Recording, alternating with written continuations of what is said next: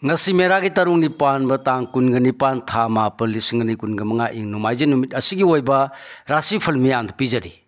mes rasifal asabu uthok taba amadi marup khanba haibane nuaijaba hengani nangnabagi wata ba mangjona na poram yat pana sakhot pati phangani laisa pakhang gi oina ngang thok pata paksagani thongni polam laisini angangba bris rasifal wangang khajiktang seksil labadi ngasine hen nuaijagani hanthabadi arubada loine daba phagani sel thungi matang dadi khusau thaba yagani laisa pakhang gi oina ningjaba thungani thongni polam laya sangba kismis mithun rasigi phal ngasi su anoba thabakta mai punaba honaba yagani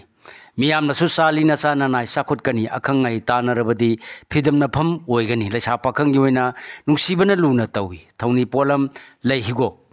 karkara rasigi phal sarang naguno amade ningba khudingmak pangdaba yade khanganu miyamna di tengbang bigani ninganadrabadi laksa binaba leiroi naran su sakhut kani laisa pakhang gi oina mari phari thongni polam lei angoba sangom singara sigi phal asa sauru bara haibabu marup kainani khangba kandrabadi yeknaba hingat kani amadi naran mangani afaba marup angamba kharnasu tengbang bigani laisa pakhang gi oina punging phathana leithu thongni polam lei asangba higo kanya rasigi phal afaba marup afaba loksing amadi achumba uthokpa khara watkani kanaba khara phangnabasu aruba thabaktadi pautak logdaba yaroi laisa pakhang gi oina ningbadi thungani thongni polam leinapu kismis tula rasigi phal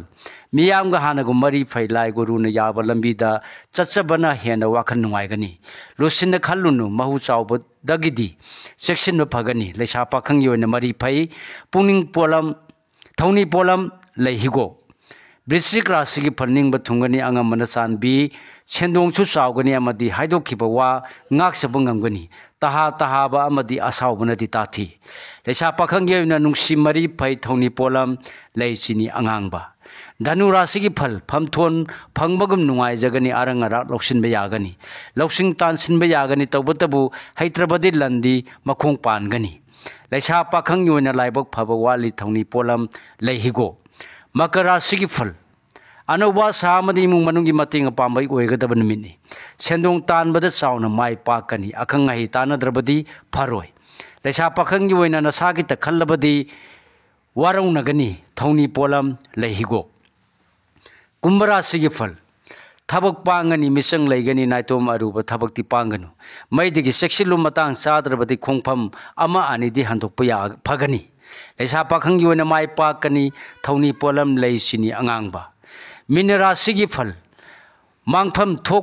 thokpada mangandaba ngamba haibasi tungidamang mai pakpani yari makai lai gurugi pautak saisu oyo naitom chatkanu